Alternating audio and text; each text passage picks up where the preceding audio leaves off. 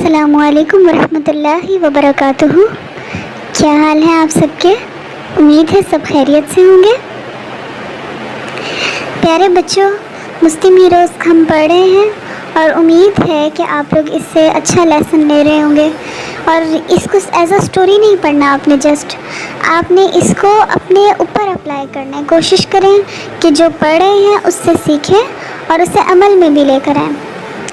جو بھی اپنے ہیروز میں آپ کو کوالٹی اچھی لگے اسے اپنے اندر لانے کی کوشش کریں اور اپنا اس پہ فیڈ بیک بھی دیں کہ کیسی لگ رہی ہے آپ کو اسٹوری۔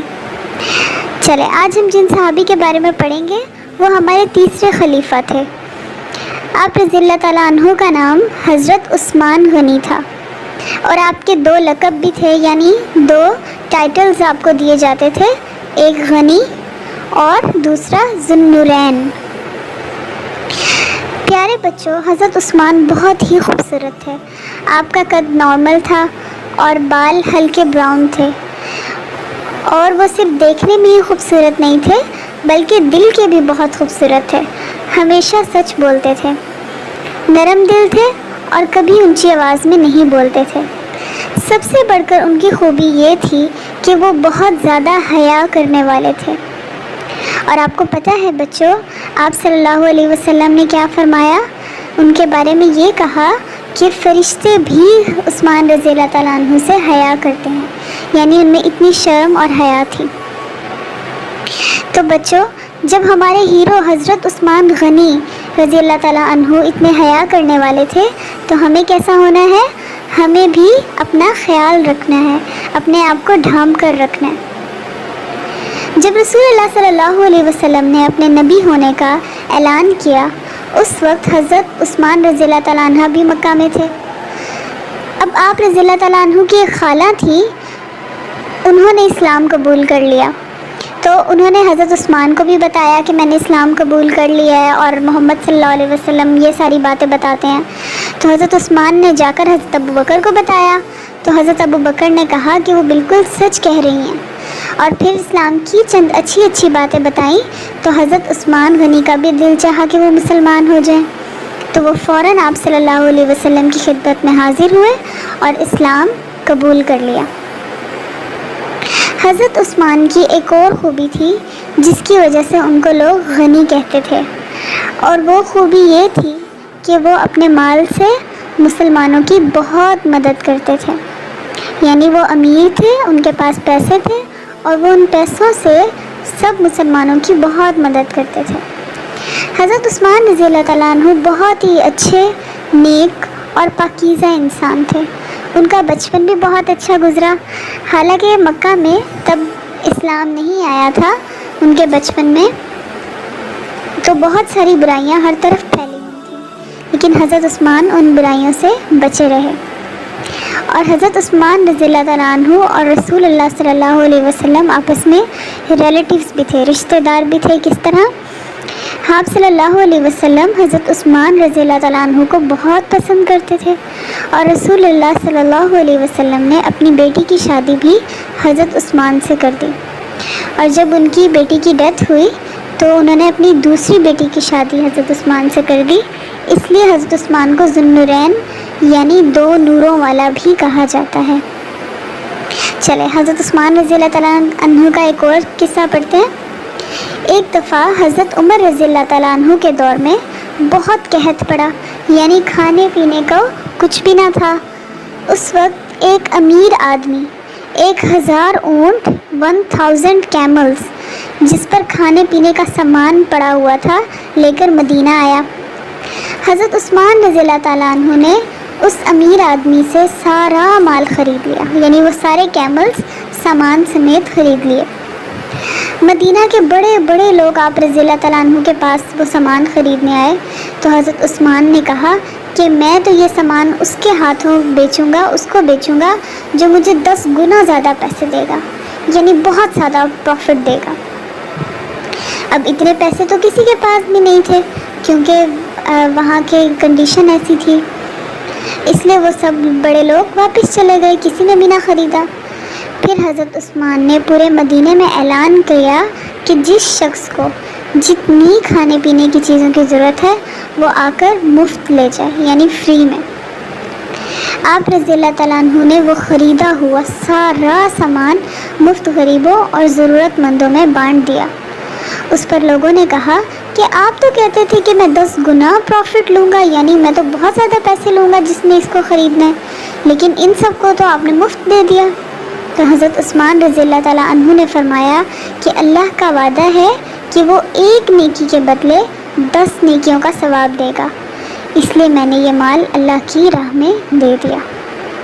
تو دیکھیں حضرت عثمان رضی اللہ تعالیٰ عنہ کتنے غنی تھے کہ اتنا سارا پیسہ انہوں نے لوگوں پہ فری میں کر دیا، فری خرچ کر دیا۔ کس کی وجہ سے؟ صرف اور صرف اللہ کی وجہ سے۔ ایک دفعہ حضرت عثمان رضی اللہ تعالیٰ عنہ نے غصے میں اپنے نوکر کا کان کھینچ دیا، لیکن انہیں فوراً ہی احساس ہو گیا کہ یہ انہوں نے اچھا نہیں کیا، یعنی کہ انہیں فیل ہوا کہ میں نے اپنے سرونٹ کے ساتھ برا کیا ہے، اسے تکلیف ہوئی ہوگی۔ اب کیا ہوا؟ انہوں نے فوراً اپنے نوکر کو بلایا، سرونٹ کو بلایا، اس سے معافی مانگی اور کہا کہ مجھ سے غلطی ہو گئی، اور ساتھ ہی اپنا کان اپنے نوکر کے آگے کر دیا کہ تم مجھ سے آج بدلہ لے لو۔ نوکر نے کہا کہ آپ تو میرے خلیفہ ہیں، میں آپ سے کیسے بدلہ لے سکتا ہوں؟ تو آپ نے کہا آج بدلہ لینا زیادہ اچھا ہے، ورنہ آخرت میں پتہ نہیں اس کی کیا سزا ملے۔ اب دیکھیے انہوں نے ایک چھوٹا سا، مطلب ہمارے نزدیک تو چھوٹا سا ہے نا، ہم اکثر اپنے سرونٹ کو برا بھلا کہہ دیتے ہیں، کوئی ہم سے نیچے کام کر رہا ہے تو ہم اسے کہہ دیتے ہیں کہ تم تو اس طرح کے ہو، یہ کیسے کام کیا ہے، یا غصے میں ڈانٹ دیتے ہیں، یا کان کھینچنا تو عام سی بات ہے، مار بھی دیتے ہیں اکثر۔ تو یہ کیا ہے؟ بہت غلط رویہ ہے، یعنی ہمیں تو لگتا ہے کہ بس یہ تو ہم نے ذرا سا کیا، یعنی اس کی غلطی تھی اس وجہ سے ہم نے کیا، لیکن آخرت میں اس کی کیا سزا ملے گی ہم اس کے بارے میں سوچتے ہی نہیں۔ تو حضرت عثمان رضی اللہ تعالیٰ عنہ کو فوراً احساس ہوا کہ میں نے غلط کیا، اور ابھی ہی اگر یہ مجھ سے بدلہ لے لے تو آخرت میں مجھے اس کی سزا نہیں ملے گی، یعنی اتنا انہیں فکر تھی۔ انہیں یہ نہیں تھا کہ یہ میرا سرونٹ، اچھا اب یہ میرا کان مروڑے گا، یہ تو میرا سرونٹ ہے، نہیں، انہوں نے صرف انصاف کا کام کیا۔ پھر نوکر نے بات مانی اور آپ رضی اللہ تعالیٰ عنہ کا کان کھینچا۔ یہ تھا حضرت عثمان رضی اللہ تعالیٰ عنہ کا انصاف، وہ ہر کام میں انصاف کرتے تھے۔ آپ رضی اللہ تعالیٰ عنہ نے، حضرت عثمان نے اپنے دور خلافت میں بھی، یعنی جب وہ خلیفہ بنے تو انہوں نے بہت سے اچھے کام کیے، اور سب سے بڑا کام انہوں نے یہ کیا کہ قرآن کو کمپائل کیا، اکٹھا کیا۔ جیسے آج قرآن پاک ہمارے پاس کتاب کی شکل میں ہے، ایسے پہلے نہیں تھا۔ جب آپ صلی اللہ علیہ وسلم کے اوپر قرآن اترا تو مختلف چیزوں پر لکھا جاتا تھا اور کمپائل نہیں تھا، الگ الگ تھا۔ تو اس سب کو اکٹھا کر کے حضرت عثمان نے مسلمانوں کو قرآن مجید کی ایک قرأت پر جمع کیا۔ اسی طرح آپ صلی اللہ علیہ وسلم کے بعد حضرت ابوبکر خلیفہ بنے، ان کی وفات کے بعد حضرت عمر، اور جب حضرت عمر کی وفات ہوئی تو حضرت عثمان رضی اللہ تعالیٰ عنہ کو خلیفہ بنایا گیا۔ آپ رضی اللہ تعالیٰ عنہ نے اپنی نیکیوں کے ذریعے دین کی بہت زیادہ خدمت کی اور اپنی دولت ہمیشہ اللہ کی راہ میں خرچ کی۔ حضرت عثمان جہاں اتنے اچھے کام کر رہے تھے وہاں ان کے دشمن بھی پیدا ہو رہے تھے جن کو ان کے یہ سارے کام اچھے نہیں لگ رہے تھے، اس لیے دشمنوں اور منافقین نے حضرت عثمان رضی اللہ تعالیٰ عنہ کو شہید کرنے کا منصوبہ بنایا، یعنی انہوں نے سوچا کہ یہ تو بڑے اچھے کام کر رہے ہیں اور ہمیں تو کوئی کریڈٹ ہی نہیں مل رہا، تو انہوں نے سوچا کہ ہم حضرت عثمان کو نعوذ باللہ قتل کروا دیتے ہیں۔ مسلمانوں نے حضرت عثمان سے کہا کہ اگر آپ ہمیں اجازت دیں تو ہم انہیں سبق سکھا دیں گے، یعنی انہوں نے آپ کے بارے میں ایسا سوچا بھی کیسے، لیکن حضرت عثمان کو خون خرابہ پسند نہیں تھا۔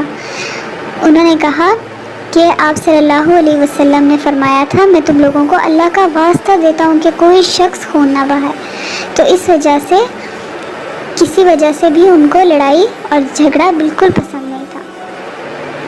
پھر کیا ہوا؟ ان دشمنوں نے کیا کیا؟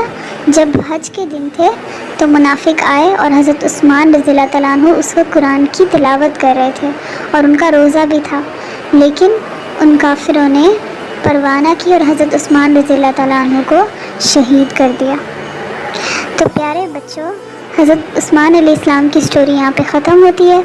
ہم اللہ تعالیٰ سے دعا کرتے ہیں کہ ہم سب کو بھی حضرت عثمان رضی اللہ تعالیٰ عنہ جیسی عادات دے، جس طرح وہ دین کا کام کرتے رہے، مال لگاتے رہے اور جیسے وہ حیا کرتے تھے، تو ہم سب کو بھی اسی طرح کرنے کی طاقت عطا فرمائے، آمین۔ السلام علیکم ورحمۃ اللہ وبرکاتہ۔